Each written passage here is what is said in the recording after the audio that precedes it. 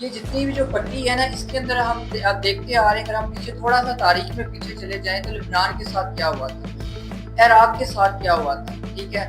تب بھی یہی مسلمان ملک تھے جنہوں نے امریکہ کی سپورٹ کی اور اپنے مسلمان بھائیوں پر حملے کروائے گئے۔ اس نے پلاننگ شروع کی، اس نے ایران کے اندر اپنے بندے بھجوائے، ہتھیار بھجوائے، اور ایران کے اندر سے بیٹھ کر ہی ایران پر حملہ کیا گیا۔ مجبوراً امریکہ کو اس چیز کے اندر انکلوڈ ہونا پڑا ہے کہ 3 جوہری مقامات پر امریکہ نے حملہ کیا۔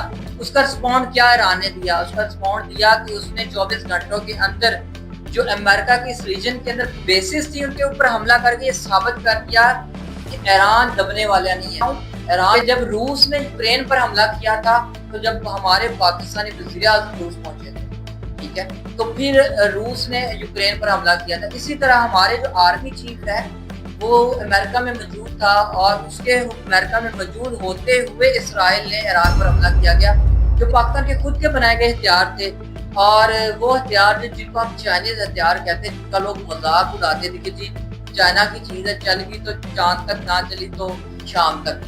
تو اس ٹیکنالوجی نے وہ مار دیا اور وہ سٹیٹس اپنا قائم کیا ہے کہ دنیا کو پتہ چل گیا کہ پاکستان کی آرمی ایک لیول رکھتی ہے۔